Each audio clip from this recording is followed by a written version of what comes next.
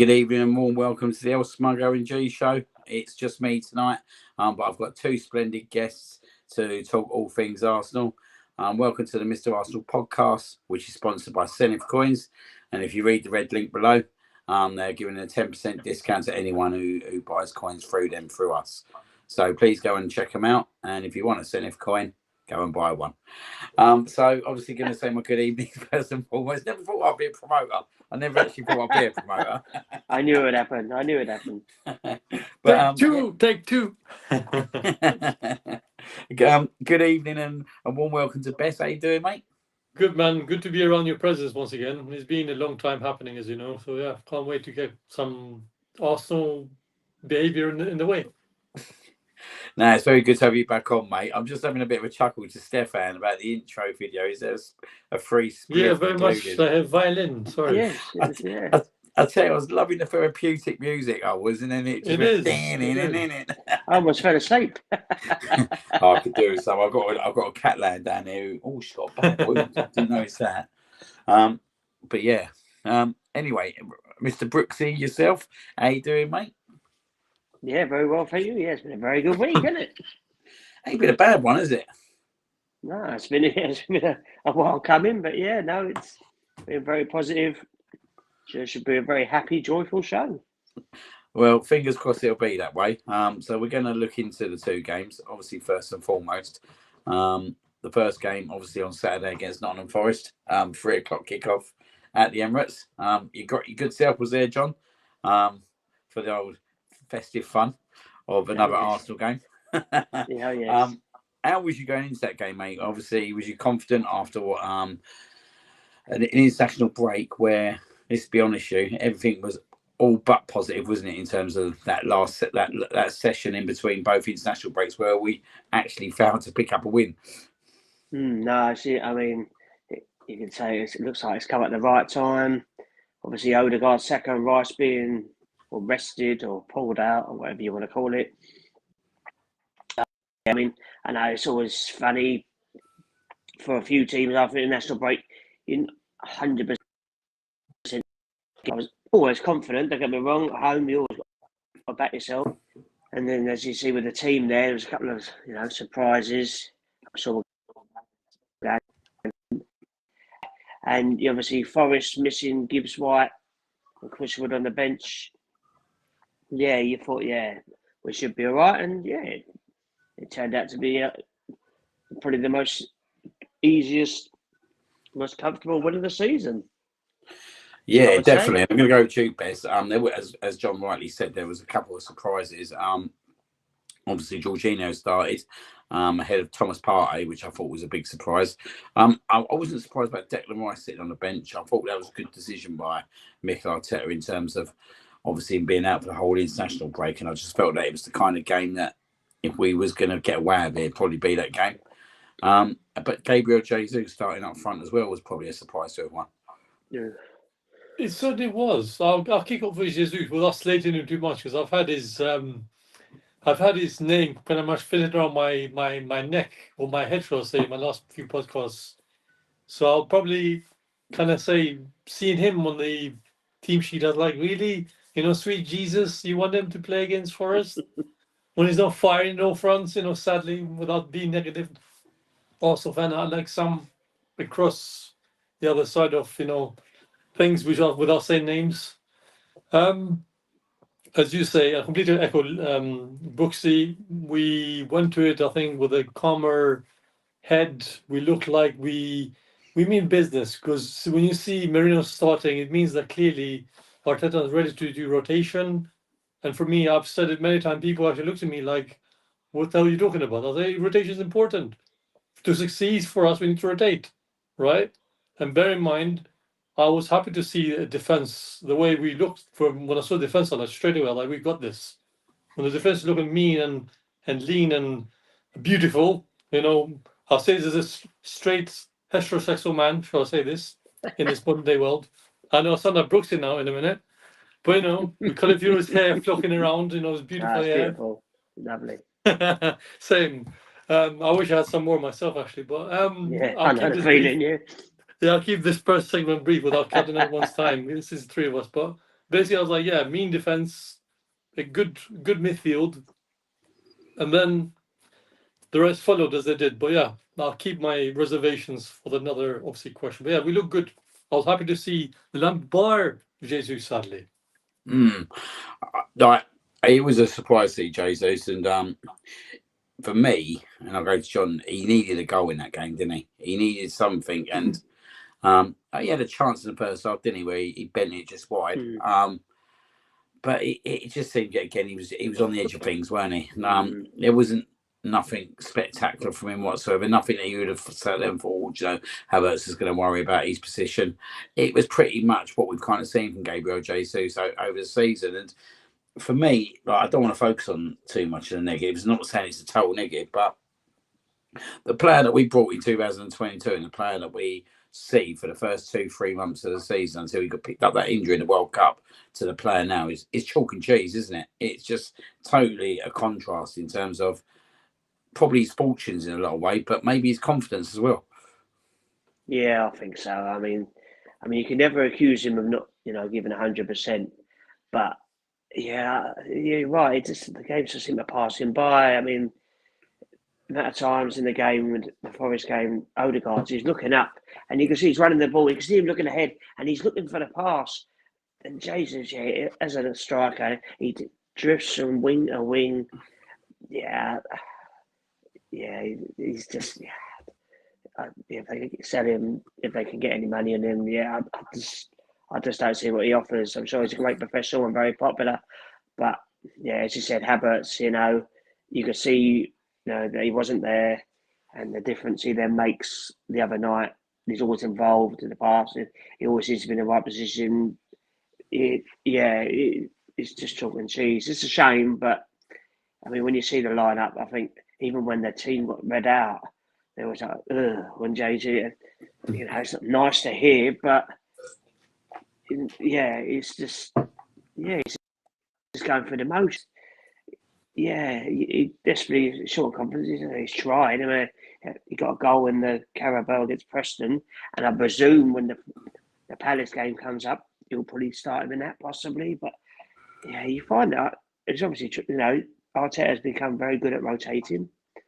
As I'm sure we'll discuss. I mean, his last two team selections have been absolutely spot on when you think about it, really.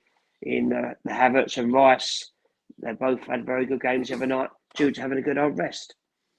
But going forward, is Jesus the solution? Definitely not. Yeah, it is. I think it is getting to the point where I think that potentially in January again, names will be linked. Where we can get that kind of player in January is to be seen. I don't believe we will, and I don't believe we can, and I believe it will be a summer jobby when we do probably look at that striker's position again. But I don't want to stem too far away from the fact of obviously what I thought was the main attraction on Saturday, which was our captain Martin Odegaard. Now we're talking about a player that's been out for a few months. He returned pretty much against the Chelsea game, played 90 minutes, which I thought was a feat in itself. But I thought he was absolutely incredible on Saturday, and for the player to produce that kind of performance after being out for a couple of months. Full well knowing as well that obviously the detriment it has been to the team in terms of losing Martin Odegaard, but also to the point where you just see how much we miss him in terms of what he produces on the pitch. If it's not his range of passing, it's him dropping deep for the ball. If it's not him dropping deep for the ball, it's him pressing the goalkeeper. He's literally everywhere, isn't he? And I thought he was absolutely fantastic Saturday, Bess. And what was your kind of thoughts on him? Because for me, that was definitely a 9 out of 10 performance. Okay, I'm going to keep this as professional as... Can I be a bit colourful tonight? Within reason, of course. Is that within reason? Within reason, I promise. He looked like a magician who clearly belongs in a ballet, like in Swan Lake, like ballerina basically, swimming there with his troupe, shall I say, beautifully fucking gliding. I'll keep that short. Just the way he looked, that tells me enough. But one thing I say is the way how Saka skirted the armband as well in his absence, the way Saka basically did his thing, I'll just say this shortly before I forget it, because I've been meaning to say this for a while. The way Saka glides into his mindset to say to him, "Yes, I'm running basically your line of duty, but please, you're the main captain. But lead on, more like Leo Macduff in a Macbeth sort of sentence as well, without me drifting off now. But I'll talk about Odegaard first of all. I'll talk about Saka maybe in a minute. But first of all, as you say, my question is about Odegaard, not the Saka at the moment, or Subway. I'll say this to my brothers, and I'll treat you guys like brothers of mine, no matter the age gap, because we're all one big family here. What's with Odegaard is, yes, he's been out. Yes, we had remarks by certain pundits, by certain media outlets, certain sports outlets as well. I won't name their names right now because I already had enough of that BS. I'll talk about my club, my family, my players who play for the shirt. With Odegaard, you can see already he was ready for it. He's ready for a fight. He really showed that yes, he's back, but he's there to make a difference when it counts. People say yes, he's not in for us. There's no questioning la da da. Yes, it's just a win by Arsenal, but we need to remember as fans, us ourselves as Arsenal fans, we did well to keep taking sheep. But people are gonna criticize. But then there's Odegaard doing all the hard work, the dirty work, which clearly sometimes as just people forget that he can control the game well on the ball, but off it, he's a different animal. Not just a player, not just a man, but he's like an animal, like a lion who just clearly he's been told, this is your basic Colosseum. I'm yet to see Gladiator, I went behind sadly, Gladiator films, because I had some, behind movies sadly, but I just felt like Gladiator for me.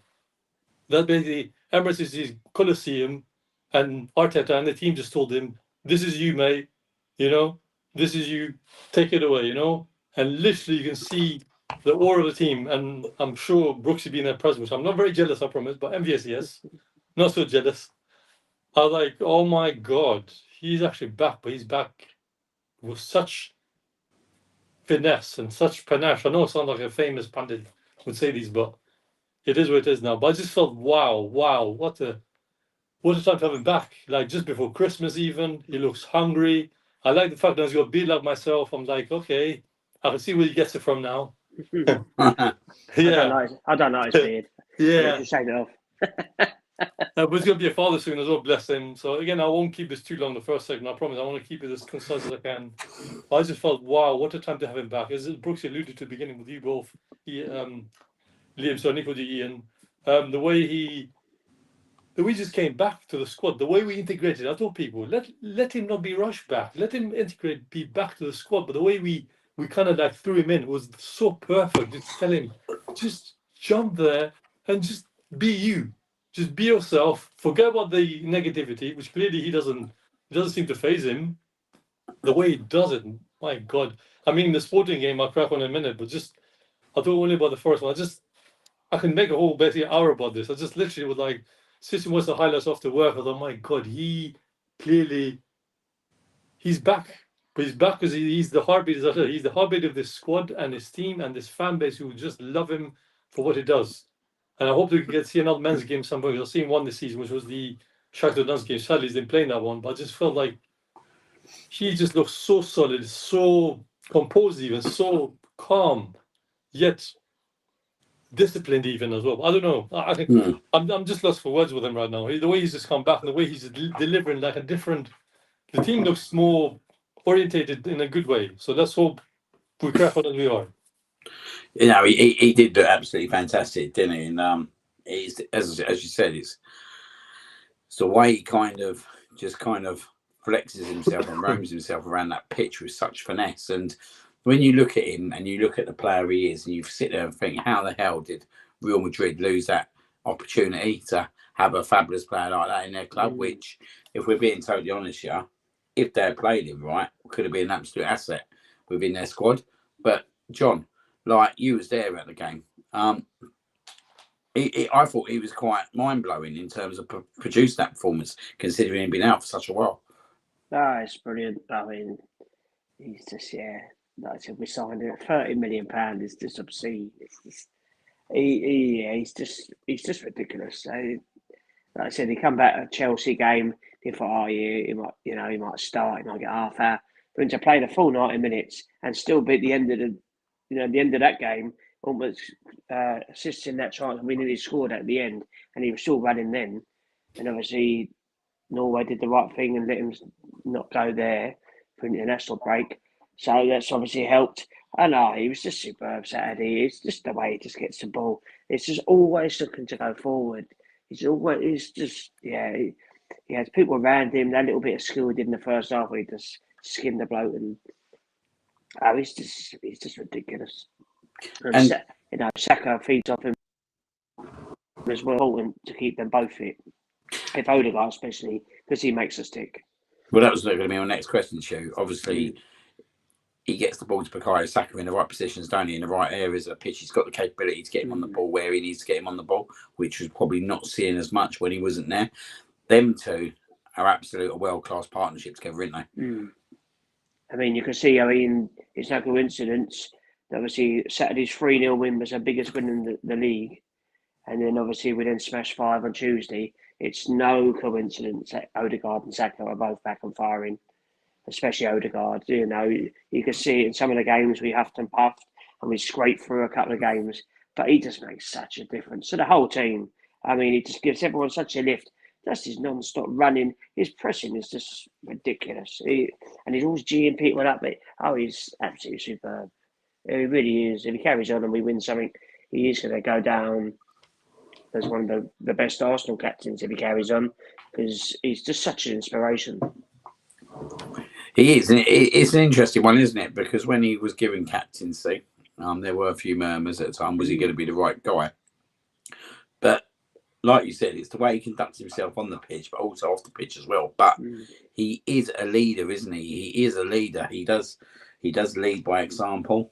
You can tell he's respected by everyone within the club, and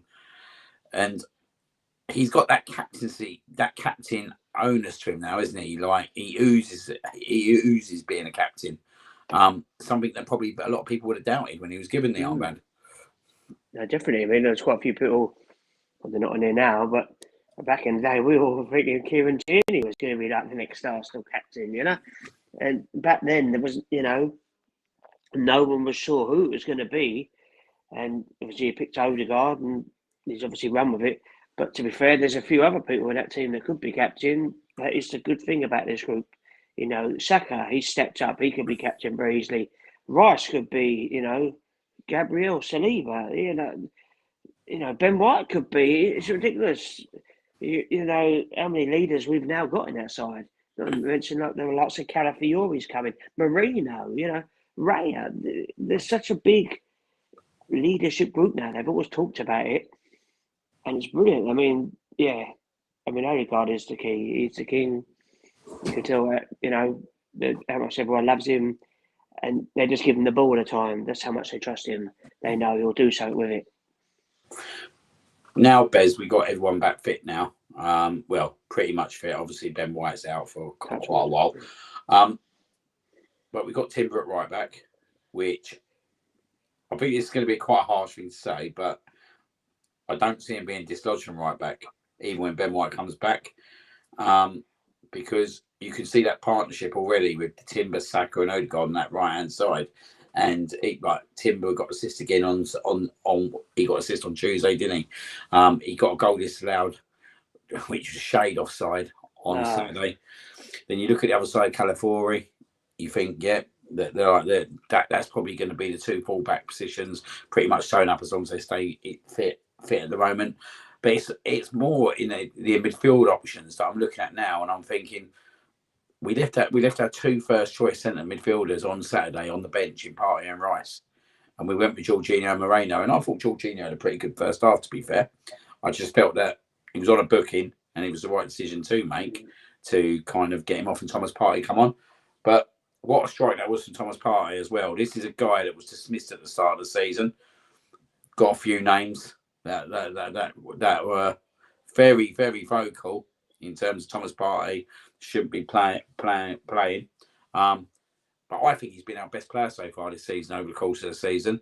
And another fantastic strike from himself. Can I just say, everything that's happened with him on the pitch, out of it, is not my business to say anything what's happening with him out of it, because I don't need to say nothing. I mean, I'll say neutral in all respect to what's happening because the media like to fuel fire to the house that really they shouldn't. That should be a club matter, it should be a player matter, a person matter. So clearly, I'm not going to say nothing about that to clear that away. For him, I'll say the way he's come from the summer break, the way he started the season, I, for one, didn't say I wanted him to keep him. I said, let's assess his mental state of mind, let's see where he's at. I think we said it together even when we met, I think last spring, when we met each other, me, you, and Brooks and the guys. Yes, we can agree to disagree. Yes, he didn't have the best kind of season last year due to the injuries, of course. But right now, for the people who doubted him, not us, of course, Luke is laughing now because he's had a wonderful start to the season.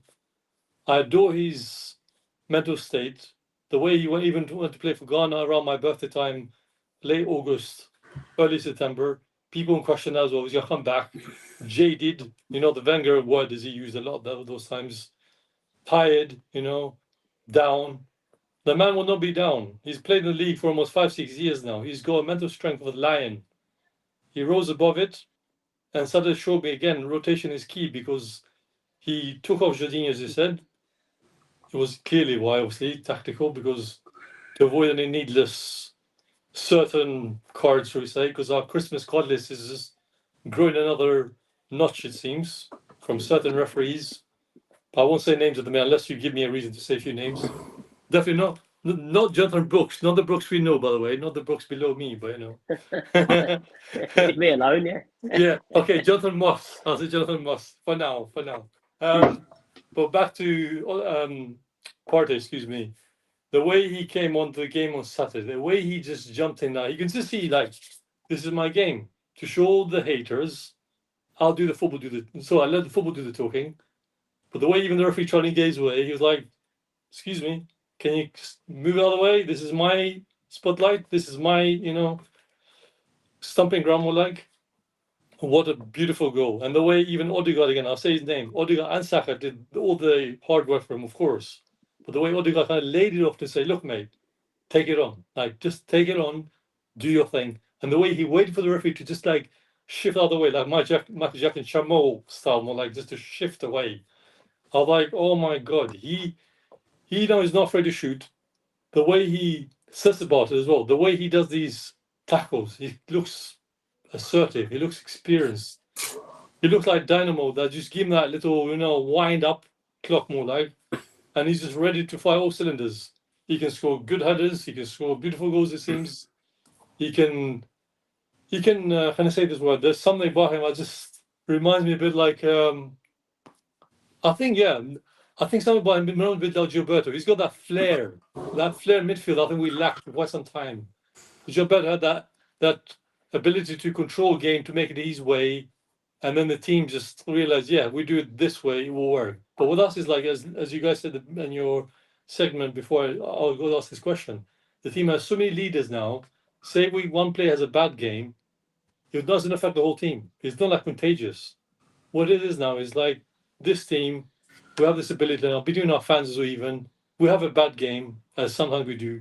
We have a horrid maybe first 20 minutes. Yes, we sub it slowly. Always sub it a bit more like not really ourselves, but they get a lift. They get a little lift from somewhere, a spark. It's unbelievable to see that clearly this, I'll say about the team, how they can basically pick up themselves where they really got bruised, where they got thrown mud in their face. I'll say that in a less colourful way. For myself, I did a podcast with Bray and the guys on Sunday as well. We got told, calm down, calm your horses by a certain bunch in our groups and other tweets from my groups, as you know, well, you see them yourself anyway, but calm yourself down. It's only a 3-0 victory. But allude to the Tuesday game. You can see already, again, rotation. People said, why do you go for Trossard? Why drop for Martinelli? It's like he rotated again. Martinelli scored, yet he subbed on Trossard. Trossard scored. I mean, there's a striker's cleverness. You can see, okay, yeah, he hit the goalkeeper, so he shot the goal. Goalkeeper, clawed it, and basically rebound. He's just saying, chuck, yep, not offside. But one thing I say is, again impresses me the most. And Brooksy really said this: the way this guy does it, the way Havertz does it, the way he goes about it. Why can't Jesus learn from him? Play the football. Don't do all the fancy stuff. Cut that out, mate. Cut the BS off. Oh, for the love of God, just play football. Just be, because he's got the speed. He's got a bit of physique, unlike, well, not the best physique, but he's got something there. Utilize it.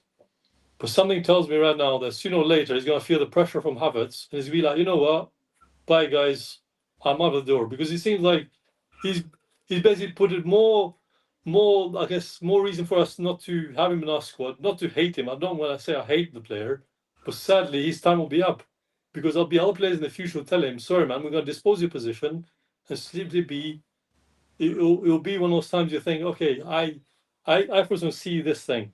He sees Havertz a threat. He sees Trossard a threat. He sees Martinelli could play maybe one day as a striker, and who knows, maybe as a threat.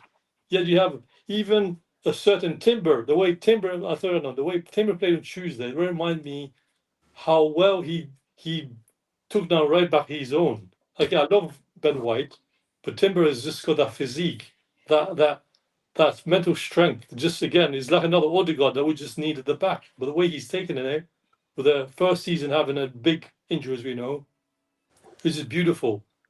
And obviously, I'll talk about the other side of Manchester maybe in a bit if I'm allowed to, but just the way he did, and then his twin brother did an amazing game on Wednesday night. I was like, wow, what a beautiful 2 days I had. I'm off this week, and this year I've had the best Arsenal week, personal myself, for a long time. I think since maybe 20 plus years ago now. It just feels great to be an Arsenal fan once again. Yeah, no, it is good to be an Arsenal fan again, and I think I was going to go on to the fact about Timber as well, in terms of his performances, because I do think that in terms of what he's kind of producing now, in terms of that role and what he's going to kind of offer the team moving forward, I think the more game time he gets, the better he gets. You know what I mean? And I think there's been a lot of stop start with Timber, in terms of he gets a few games under his belt, he picks up an injury, then he's out for a few games, then he's back, then he gets an injury again. But hopefully this time, John, he's back, and he's such a good technical player, isn't he? Because he can play on the inside, he can play on the outside, he can come into midfield, he can go onto the wing. He's got a lot of options that he can offer to this team, hasn't he? Yeah, he's an absolute unit as well. He's crazy. Physically, he's like me and you, Liam. He's a fine specimen. Oh, you know how it goes. But yeah, but no, Carry on. Again, I don't feel left out. Another absolute bargain. Was he 32 million or something? Ridiculous. Yeah, I mean, if he can stay injury free, obviously it looks like he's fit and raring to go. They've managed him quite well. The last few games, bringing him off it when they have to. But yeah, going up and down. Yeah, I think you might be right when in regards to Ben White. Luckily, he can play centre half. But yeah, I think he's going to have this position locked in. He's just effortless the way he's up and down. He's just so smooth. He just always seems to pop up. And he's quick. He's going to be as quick as Saka as well, and the overlap. Yeah, defensively he's very good, strong. Yeah, it's a superb signing, and going forward, yeah, and California on the other side as well. He's had a good rest now, got over his injury. Our defence is just superb, isn't it? Really, I know we'll talk about another clean sheet. Forest didn't have a sniff. Forest didn't have a shot at goal. They never shot on target Saturday. That's how dominant we were, and they couldn't get them in that. That's Amwayoyi, whatever he's called, the striker. He just kept the size of him, just kept throwing himself on the floor. He had no chance against Saliba and Gabriel, and he just kind of give up. But even Chris would come on, and he's just striking in form. And he didn't get a sniff. Well, that's the interesting thing, isn't it? Like, we talk about Timber, and you talk about him going over to the right hand side now, and you think about him and Saliba on that right hand side as well. It's just the whole right hand side, isn't it? That you look at the Timber and Saliba partnership, then you look at the Timber supporting Saka, then you got Odegaard who goes out there as well. I know we used to talk about back in the Invincible days the left hand side. is that for me it's the right hand side now. Do you know what I mean? Like this, for me, this is our right hand side. This is the best right hand side that we can produce, and it is so unfortunate for a player with Ben White who's offered so much within his position and built that relationship with Saka, being an absolute revelation. But yeah, I think this injury's come at a wrong time for him, because I think as long as Timber doesn't get injured, like you said, I think he buttons down that position, and I think you see the best then out of all the players around him, in terms of Saliba, in terms of Bukayo Saka, and obviously Martin Odegaard as well. No, definitely. I mean, it's a real kick in the teeth for Ben White and us, really. All the games coming up thick and fast. He would have had his fair share. Obviously, Timber is going to be expected, well, to play more than maybe they would want. I don't know, but yeah. But as Royston said, Timber's probably the best fullback we've had since Ashley Cole. I think so, yeah. I think he's absolutely spot on there. I just want to very, very similar. So we'll go to another comment he said. He's talking about Oshman being available at Christmas for 60 million. Is that a kind of player that you would look to get into the club? All day long, mate. Any striker, Christ. So a striker from Bromley, mate, I'll be happy. Yeah, Michael Cheeky, mate. It's got 10 goals. No, I would. I mean, if we get him for 60 million. My only worry, I mean, Oshman looks good, but he can be quite hit and miss. I know he didn't have a good season last year because of his contract problems and that. So you do wonder, like a similar reason to Ivan Toney, if it's a character and attitude that Arteta will stand for. Because, I mean, Ivan Toney was a no-brainer for me to get him in. But, they've had in Osimhen, I don't know, all the circus that might come with it. And, I don't know. He's doing all right in Turkey, but not being disrespectful, but it's the Turkish league. It's very strange that he's ended up there in the first place, considering he's been linked with us, Chelsea, PSG, all the big clubs across Europe. I know Galatasaray are a big side, but it's an odd one, and you just wonder. There's definitely more to it. Otherwise, but if there's a deal to be had, I would say yes. But yeah, I don't think Arteta will go for him. What's your thoughts on Oshman, Bez? I'll be honest with you. First and foremost, I agree with you both are saying about him. I wanted him before summer break, me dreaming. If we do take him, and that's if we do, I'll say give him the Connor's number. Is it number 27 that Connor had, or 26? One of them. That'll be fitting because he's Nigerian, so it'd be fitting to have another Nigerian playing for us. Should we sign him and have the same shirt number? He'd be more iconic in some respects. Sorry, because I need to choke to my gin.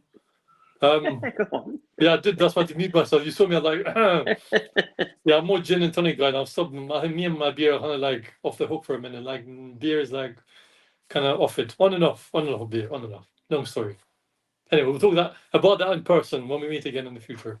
But anywho, Liam, back to your question. I do like him. I really do like him. Because I remember when he played for Napoli in the winning title season after many years. He looks good. But totally agree, and I mean totally agree with you, and especially Brooksy. He can be of a character, a bit like misdemeanor, mischief, a bit like Tony. Not that I'm just saying he's worse than Tony, but you can see a bit of like hint of mischievous side that you want to see in the football clubs. Us now with the rise, which we are, whatever the media and other haters will say, because I see this, football terrorists. Sorry if I say the name, but I see the reaction, how they talk all this crap about us. I think, guys, you need to realize Arsenal on the rise. Let me just say that to clear things up. But please forgive if I keep the question answered too long. I want to see him at Arsenal, yes, but he needs to man up a bit first of all. Because if he comes to the Premier League with such a pedigree, really, in all respect, because he did carry Napoli with courage, fail if I'm saying that name right. Surely, cut down on the BS. Play the football. Because we don't. I'm sorry. I'm gonna sound like a hater of Jesus now. I don't want another Jesus 2.0. If we're not Jesus 2.0, I'm sorry, I will not support him. I'll not back him. If I have to be asked questions, and if he does sign for us, and we get, let's say, another striker behaves like Jesus, I'm sorry. It would be a waste of time. Because clearly our team right now unless you really, I don't sound rude, but unless you're the most unthinkable football fan there is, unless, sorry if I say this wrong, and I don't want to offend anyone that we know, unless you're a blind man and you can't see that, our squad is really just missing a striker who will score and assist, but plays a team. So clearly, right now, I want a striker who play for the team. I, for one, I've said since the get-go, I personally want Watkins because he's an Arsenal fan, and we already have 2 Arsenal fans in the squad. Well, maybe more, but you can see how they feel like grown to the squad. You can see like Calafiori, he joined the club only this summer, breath of fresh air. He's taking that shirt, that badge, that fan base, like Dr. Water. Merino I can forgive because I know a couple of times people are saying to me, "You seem to support him." It's not about supporting him, but he has a cool head. He doesn't do anything crazy, anything rash. But I think I'll give him another season until he grows up a bit. I know he's had played before. He's 29. He's no young boy. But I said, please, if we do get a striker, and I'm not against Oshiman, but technically, I really do want a striker who does play for the badge. And clearly, the fancy footwork. I mean, I love him back. For example, you can see already for Real Madrid, he's not firing as he should. So if we sign on a striker who clearly wants to play as a striker, you play as a striker. We'll let you be a striker, but be for the team. As you know, there's no other team. For example, on Saturday, if I'm correctly speaking, I saw examples of Jesus on the highlights. Clearly, he was going all big in that. I'll check that comment in as well. But basically, what's on Saturday, he's trying to be like, oh, it's about me, is it? You know what? I'm gonna be selfish and I'm gonna just take the stride and steal the spotlight. I'm thinking, no, you don't. Sometimes you need to assist. And I said to you guys as well, as you know yourself, and you guys rightfully agree with me, and we all said, and for example, Martinelli, his confidence was low. He was like a deep, deep low. What said he needed an assist and a goal? He rebacked himself. I got told you sound idiot, like a complete idiot, because clearly I said, look, now he's firing assists, he's firing goals. You can see now Martinelli is a different beast. But for example, Jesus doesn't think like that. I'm sorry. Jesus is a Premier League winner. He's there, been there, done that, sorry. But somehow, I for myself do see this thing. He does not learn his lesson. Saturday was the perfect game for him just to get an assist even, or a goal. Like, I don't want to compare him to other players around us, even the ones we have on loan. But him as a player, he's a full-time first team squad player, first team the sheet even seems like. I, for one, I'm very disappointed to see him, like, not even to try, but yet he's trying to do the hard work to impress someone.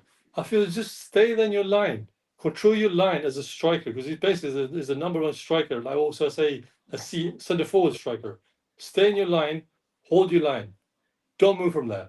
If I was going to do it within 2 seasons, why can't I do this after? If I'm correctly speaking, this is 3rd season Arsenal. Yes, he's not the most scoring striker there is, but if you're going to play football and you want to play as a teammate and as a squad player, please realize as well, this game needs you as a team member, not just as a one-man army who clearly will think, yeah, I'm going to see all the goals from everyone. A bit like Caitlin Ford for the Arsenal ladies. Yeah, that's it. She does it well, but there's times where she does back off. But she just thinks, you know what? For all the eggs in one basket, you know what? I'll break them all. But no, you don't. You don't break all the eggs. You're gonna forget what the squad needs. It means we need Jesus to be himself. But you can see already he's lost that. I don't know. I'm gonna sound very critical, but I guess I have to be truthful sense. He seems on the edge of, I hate to say failure, but in the edge of like losing that cutting edge of confidence again as well. You can see he's lost that ability to play football. Brazil doesn't pick him, which is sad because I follow Brazil national team quite a lot.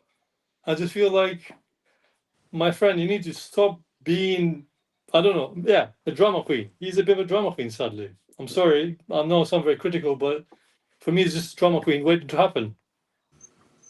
Looking at another player. Forgive if I keep that too long. Sorry if I kept that too long.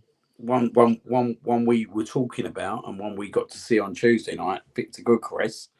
I see a proper player in there. If I'm being so do this well. I honestly think that he's a player. If he's around the right mould of team, I think he's a player that you could get the very best out of.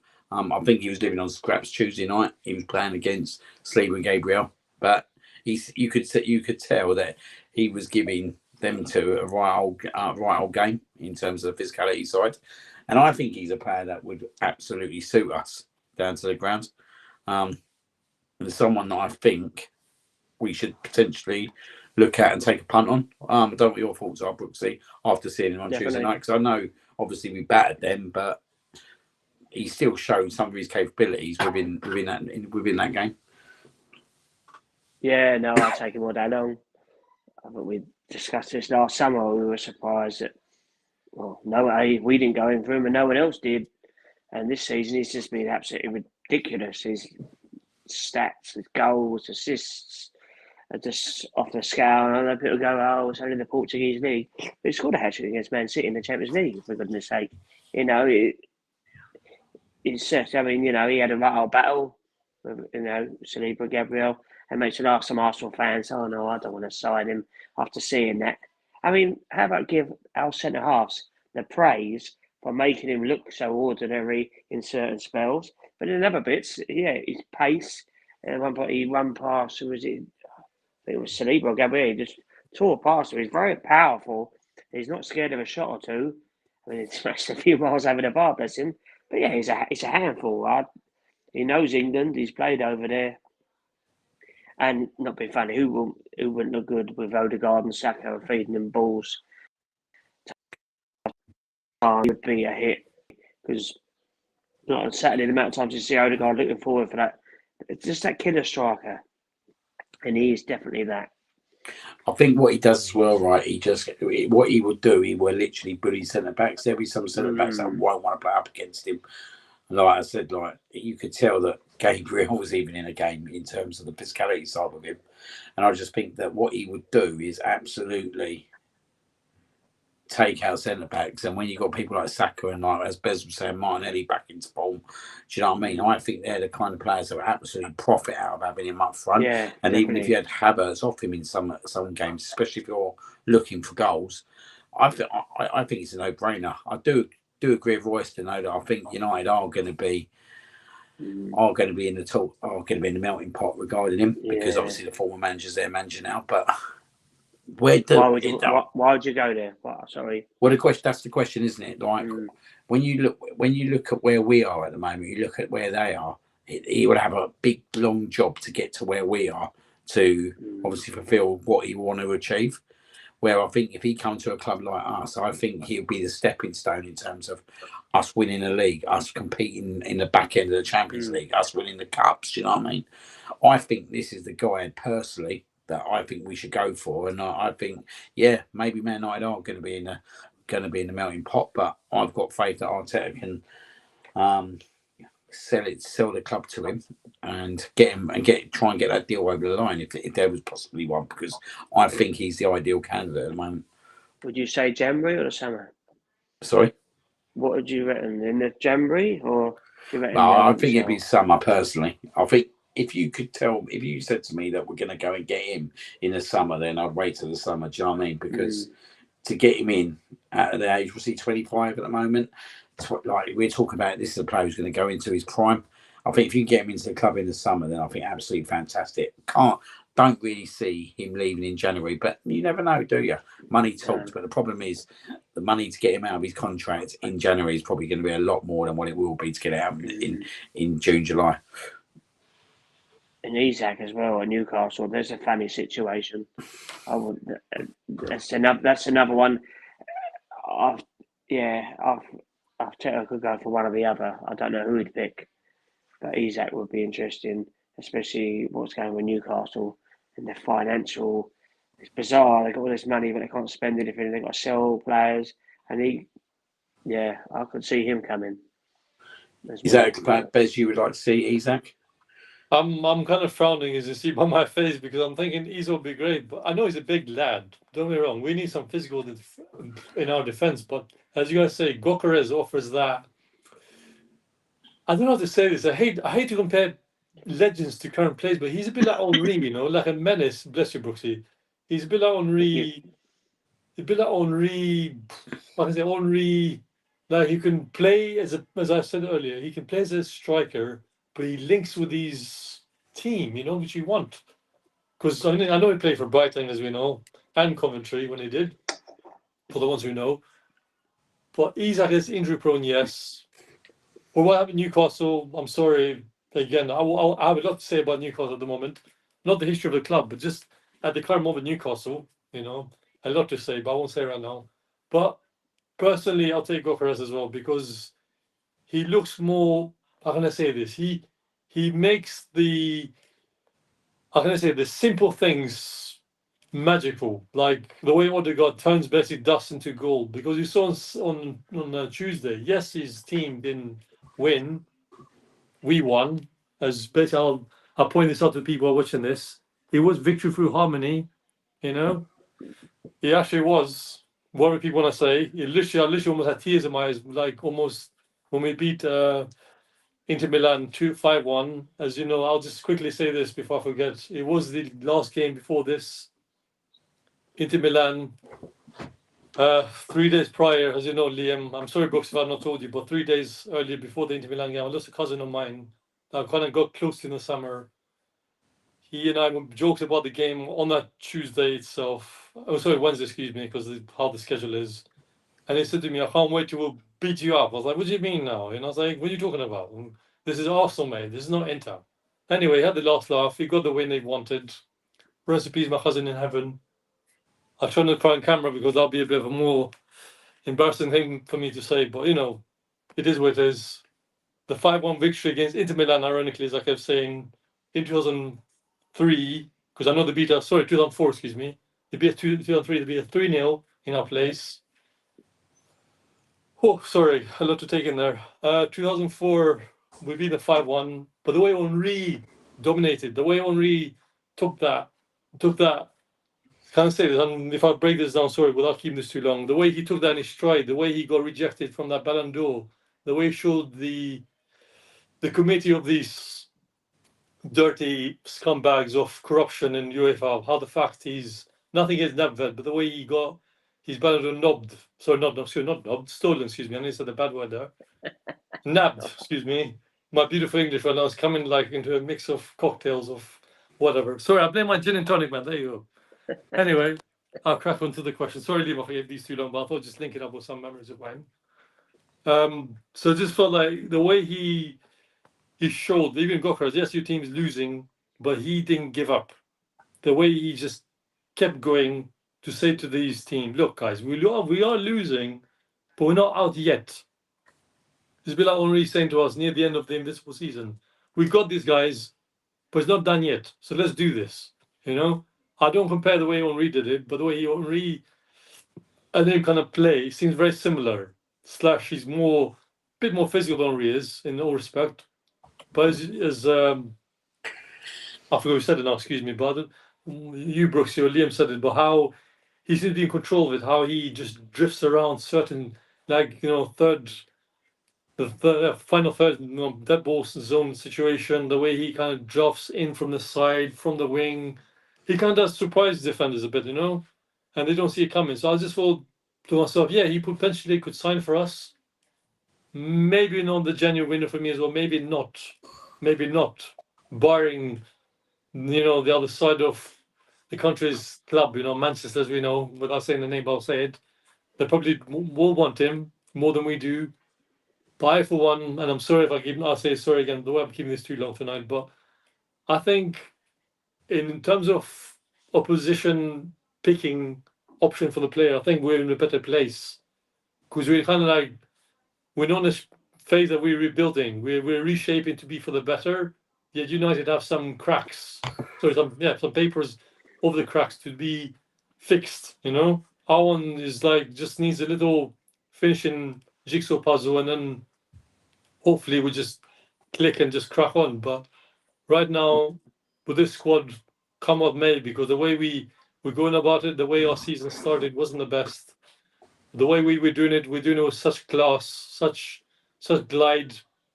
You can see the team is smiling again. The fan base is alive again. I mean, I'm just literally amazed to see this team. The way we were started the season, that August, late September, October, I just felt like, oh God, what's going to happen with this club? Where are we going again? Everyone said, oh, Arsenal started really badly. I just feel right now I don't know, we look really in a place like we can dominate ourselves in a level that we can go another level. So I hope we really do.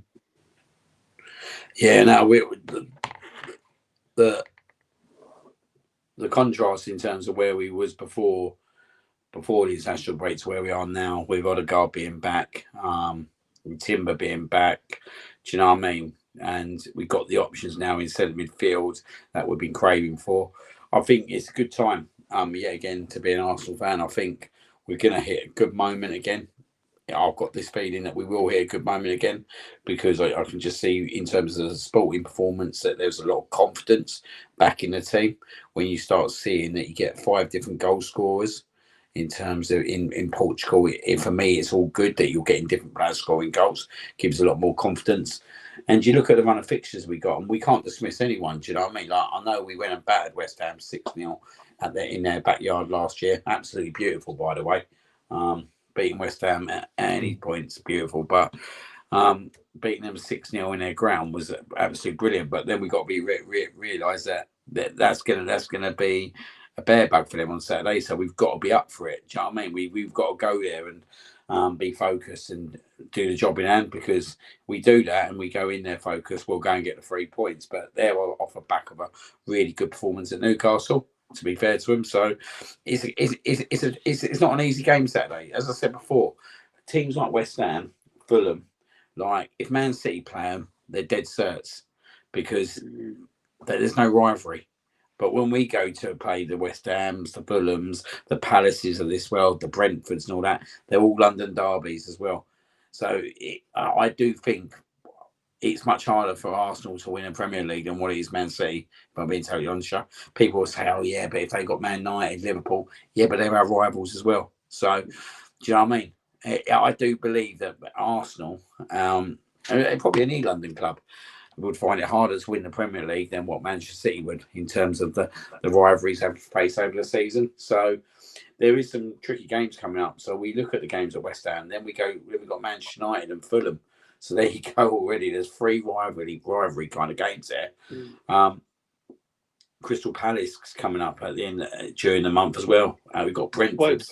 Palace twice. So you're looking at them fixtures, and you're sitting there and you're thinking, we should go and get the 3 points in most of them games, but we've got to be on top form. You know what I mean? We've got to be focused now.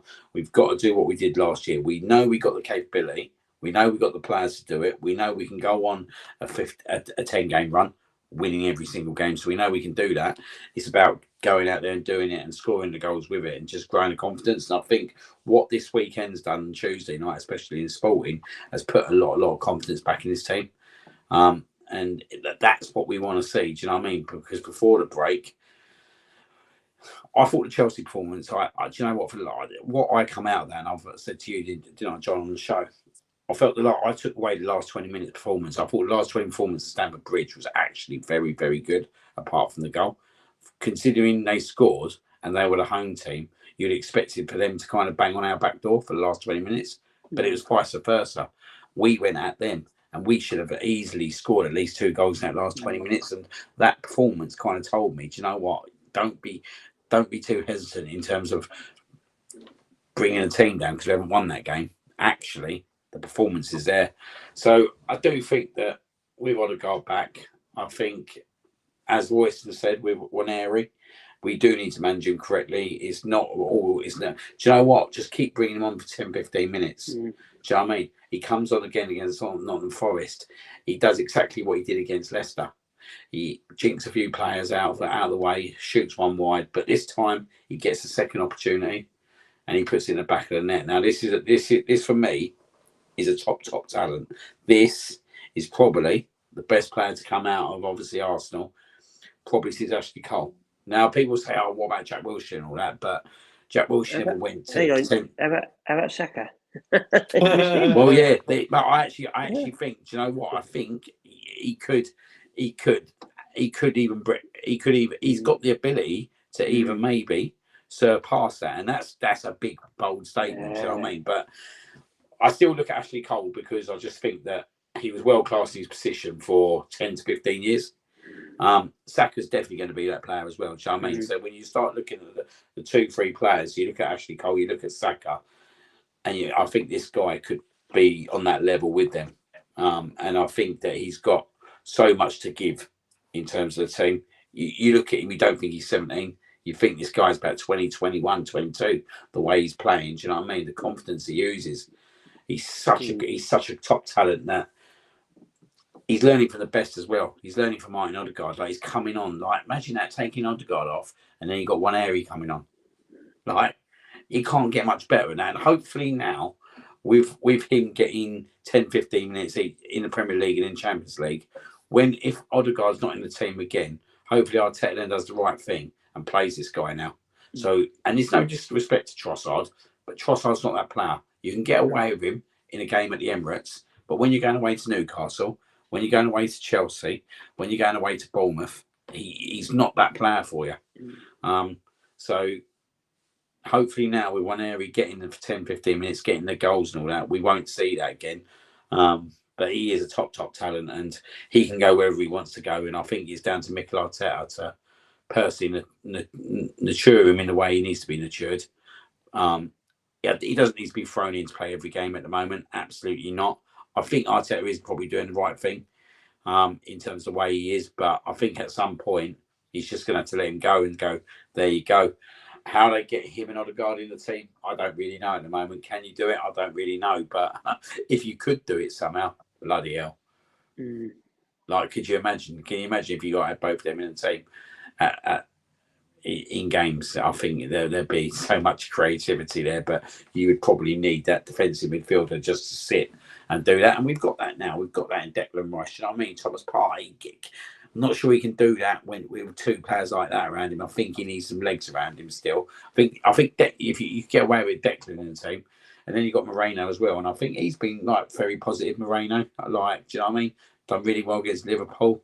I think he will be he's a good asset to have in the team. Like, now you're seeing that we can leave Partey and Rice on the bench, and we still go and beat a team 3-0. Do you know what I mean? So there's a lot of decent options, but just want to quickly tap on to Sporting Lisbon, because I know we ain't got much time. I do want to go to West Ham quickly, so this will be a quick one to you both. With the Sporting Lisbon performance, what was the best? What was the best thing that you felt that come out of that performance, that game? Because when you look at the team lineup, that's probably the team lineup that we'd say is literally really, really close, if not to our best team now. What would you say was the difference in terms of us going to Sporting Lisbon to us going into Europe over the last 2 years and not really doing much apart from probably getting an odd win here or there, but we haven't been scoring goals away in Europe, have we? So I'm going to go to you first, John. What do you think was different? I think they just played with the handbrake off. It was just completely different to what, like the Inter Milan away game. They huffed and puffed. But Odegaard, they come on right at the very end. But it was just like watching the Arsenal, of like last season when we started battering teams. We mentioned this a few times. We were thrashing out your Burnleys and Sheffield Uniteds, and it was just the confidence going through the team. I think from the 3-0 win the other day, Odegaard being back is a massive boost. I think once we got the early goal and then scored again, and they just looked so full of confidence, and they just absolutely steamrolled them, didn't they? Lisbon didn't have a chance, mate. The poor, was it Arroyo or something, the fullback, and Diamonde, who should have been sent off, by the way. I mean, they just had a bloody nightmare. They just couldn't cope with us. We're just all over them like a pack of wasps, It just absolutely destroyed them.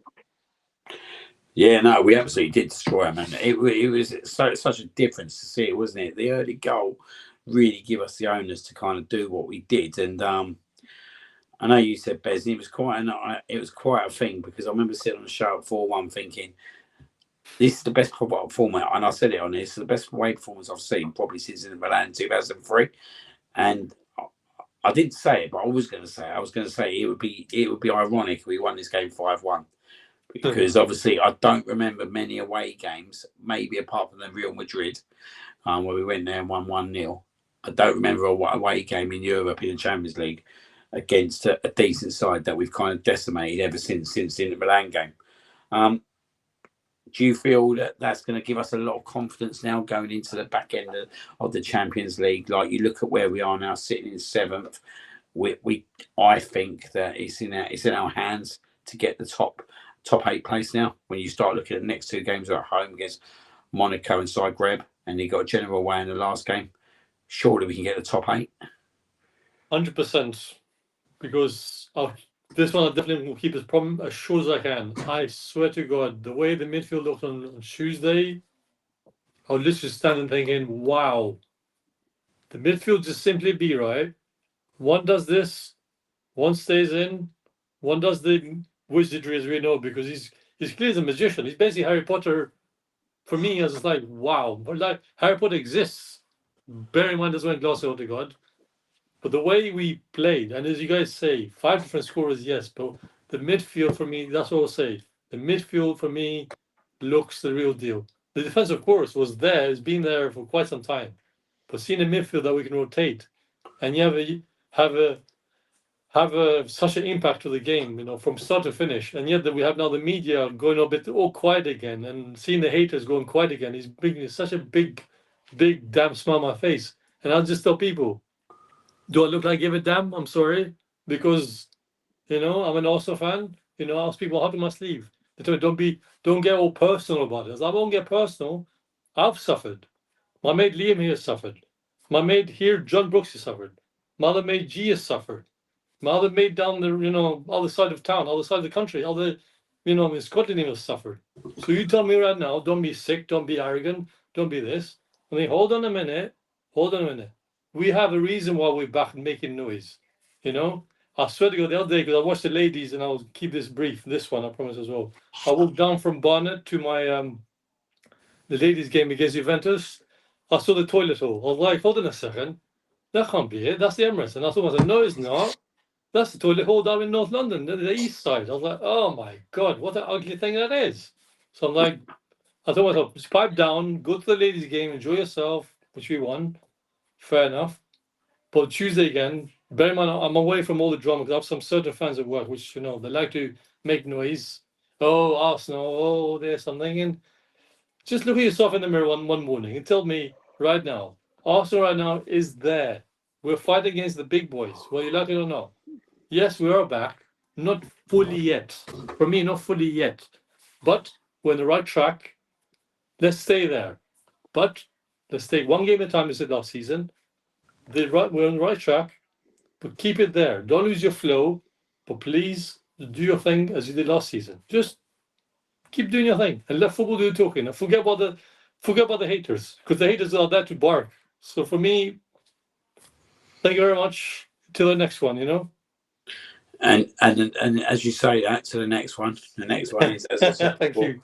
West Ham United, away 5:30 on Saturday night. Rumour has it, the great John Brooks is going to be present. Referee! Oh my God, the referee! Oh, I can't stand him, mate. I'll be around. The great Referee's John Brooks. Tory, mate. Referee's a Tory, as I say, the ladies. Not that John Brooks, mate. That John Brooks. This one, yeah. The real deal, yeah. What a man he is. But yeah, it's a big game Saturday, isn't it? West Ham away. Obviously, we've gone there over the last few years. I've been quite confident. Even the game we drew 2-2 there, we went there and scored 2 in the first 10 minutes. Should have won. I think we should get the job done Saturday. I think the confidence is back to get the job done. It's not going to be like the game we experienced in February. But saying that, I do think that we'll probably have too much for them. If we get Odegaard in the ball and in the right areas, I think we'll do a lot of damage to them. And I am expecting the 3 points. So yeah, I there's not really too much to say about it, because I think we'll go there with our strongest team. I think we'll go in there with Partey, Rice and Odegaard. I think we'll go in there with Martinelli, Havertz and Saka, with Timber, Calafiori, Saliba. I know Gabriel went off, but I think he'll be there, and David Raya. And I think that's the team we'll go with. And yeah, I just think that we need to have a good performance on Saturday. We've got Man United a Wednesday at the Emirates. We know what that game brings. It always brings drama. 2 late winners against them. So it's a big game Saturday, isn't it, to get the platform right for Wednesday? You confident, Mr. Brooks? Sorry, that's our referee for Saturday. That's our referee for today. Well, mate, yeah. maybe we're struggling Saturday now. Sorry, I had to bring that up. I had to bring that up. Sorry. Right. Sorry, guys. No. I apologise. I'm I'm confident. It's been a happy hunting ground. I know they had a good result away at Newcastle, but Newcastle have missed a lot of chances. If they scored 1 or 2 early on, they probably would have beaten them. So, yeah, I'm confident. It's so important to win, though, and I don't care how to do it, because obviously Liverpool, Man City, Sunday, pray to God that Man City sort of serves out to get some sort of result, because we're going to have them winning again, Liverpool. But we just need to win. Let's get the 3 points. Keep the run going, put the pressure on Liverpool. Yeah, I think we'll have too much of them. And the good thing is we've got players coming off the bench now. We got Hungary and Trossard scoring goals, and Ranieri scoring goals. Even Sterling against Forest, he come and he did all right. So I think 3-4-1. Quite confident. Yeah, no, I think as you said, like there's a lot of players now banging form. Do you know, Roma scored 2 against Spurs. That's lovely to see, isn't it? That's a late Wow. goal. I just seen 2-1. That was 2-2. Wow. I swear earlier Roma were winning 2-1. I swear that flashed up on my phone. It was 2-1 at Roma. 2-1 Spurs, Tottenham. 2-1 Tottenham. Yeah, must have been a goal to sell out. I swear it was 2-1. Maybe. Yeah. Yeah. No. That's a shame. Yeah. As you said, there's a very confident team heading to West Ham. Like you said, it has been a happy hunting ground, and hopefully we can continue on the good form in terms of picking up the 3 points and then going into Man United. Over to you, Bez. Any concerns for Saturday against West Ham? I would say concerns, but the way I say this, I don't know if people forget this, but the way he's carried the shithousery from last season, Declan Rice, I just applaud him as well. The way he took that corner, the way he took his time, even just tell the sporting fans, we're Arsenal, man. We don't care about you. And the way he delivered that beautiful cross and a beautiful bullet header by Gabriel Magalhaes, or someone calls him the Scottish Brazilian, as you know. But yes, I'll promise I'll focus your question without deluding to anything I shouldn't say now. I'll talk about us. I think we'll go for a fight because London derby. They'll be obviously on a high after beating Newcastle away, which not many people can say that today. Oh wow, he's still playing, Matt Hummels. Wow, okay, fair enough. I've not seen that name in a long time. I didn't even know. Is that right? 92nd minute that was, by the way. 92nd minute. Man. Shit the bed, honestly, shit the bed. Wow. Okay. Sorry, Liam, I'm going on distracted now. I'm getting distracted by these comments. So yeah, we'll go to it. I know it'll be an easy stroll home, shall we say, because I know we're playing home the next game. I'm hoping to get a ticket for that game one against United if I hear something from any source. Not the touts, because they never make me happy with those ones. But one thing I say is the way we're conducting ourselves. Yes, we didn't have the great start to the season, as I said earlier, but now we seem to be in a place that clearly we just go for it. We're up for a fight. Yes, again, for the Liverpool game, you saw it was 2-2. The team just didn't give up. At least we're humble, like some players from the other side. Let his words eat him now, because it seems like since he's been saying to us, be humble, to our manager, he seems being on a not so much in a winning streak the last 6 or so games. I've been seeing the bus 115 around Barnet driving centre the last few weeks, thinking, is that a sign? I don't know what it is. I'm literally rubbing my beard. Every time I go past it, I just grin, and my instructor goes to me, because he's from Scotland, like, what's your problem, laddie? I'm like, 115. He said, what? I said, look, Man City, 115. I said, he knows what it is. I was like, good. So from now on, I'll just say 115. I'll call it Mambo number 5. If Arsenal does what they do best, with our number 5 doing his magic as well, we'll go far. We'll definitely go far, because we can. And hopefully we'll learn our lesson from our little bit of a silly, I won't say mistakes, because that's too harsh, from our errors from start of the season. So long we may continue. And can you go around and get a score predictions for the West Ham? So what are you going to go for, Bez? Oh, no pressure. Then I was just trying to take that one. I just said, I'll be a bit more conservative. I'll say 4-0 this time. The last year. It's very true. You are. I have to be a bit more. That's Mr. Brooks's job to come out there and score. Yeah. I told you, I'm doing that Brooksy 2.0 now. I can't help myself. So, yeah, fair enough. So I was going to say 4-1, but I feel like I should say like 6-0 now. But I think 3-4-1. I think, yeah. You can only go. You go 4-1. I'm going to go 3-1. No, fair enough. Mm-hmm. Yeah. Any of them scorelines will be absolutely fine. I'm going to go for a 3-1. Just want to put a couple of shout outs out. One to the old Roma for 92nd minute equaliser. And it's good to see, I've got a new nickname for Chelsea. Go on. 5:45 PM FC. Oh, because that's what time they play nowadays on the Thursday, isn't it? I like that. That's very good. I like that. How the almighty are falling, eh? How the mighty are falling.